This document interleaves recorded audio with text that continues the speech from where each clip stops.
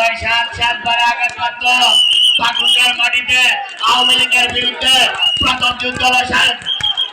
যুদ্ধ লড়াই ঘোষণা করেছিলাম।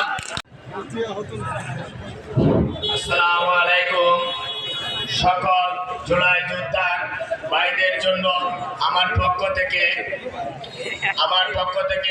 সবার জন্য আমি দোয়া করি এবং কি আমি একটা কথা বলতে চাই সারা দেশবাসীকে এবং কি সকল জুলাই ভাইদের উদ্দেশ্য করে,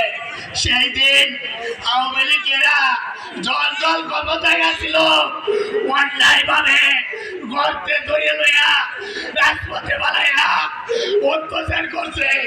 জায়গা এবং কি দুর্নীতি সবই করছে। ভাই আমাদের একটি জুলাই যোদ্ধার ভাই আছে সারা বাংলাদেশের ভিতরে, কেউ বলতে পারবো যে কারো হক এবং কি কারো কে অত্যাচার করছে, কিন্তু না, আমি বড় ভাই সাতবার আঘাতপ্রাপ্ত পাকুন্ডার মাটিতে আওয়ামী লীগের বিরুদ্ধে প্রথম যুদ্ধ লড়াই ঘোষণা করেছিলাম। কিন্তু আমাকে সবাই সান্ত্বনা এবং কি বলতেছে আজও কিশোরগঞ্জের মাটিতে সৈয়দ নজরুল মেডিকেল হসপিটালে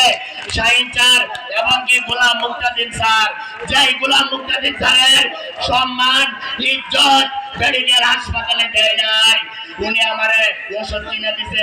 এখনো আমার পা দিয়া পুষ পরে, আমার প্রতিদিন রাতে চোখের পানি দিয়া বালিশ ভিজে। কিন্তু আমরা এই দেশের জন্য সকল জুলাই যোদ্ধার ভাইয়েরা কত কষ্ট না করেছি, কিন্তু আমাদের এই দেশবাসী এবং কি বর্তমান সরকারের কাছে একটা কথা আমি বলতে চাই বারবার, একটা কথা, যে আমাদেরকে সকল জুলাই যোদ্ধার ভাইদেরকে জনক এবং কি সম্মান দেওয়ার জন্য, যাতে আর ভবিষ্যৎবাণী কোন জুলাই যোদ্ধার ভাইয়েরা আমার মতো এরকম বাফারা এবং কি আধার মতো অন্যায়ের বিরুদ্ধে লড়াই করতে গেলে যাতে রাজপথে লাশ হইয়া বা ভাঙ্গিয়া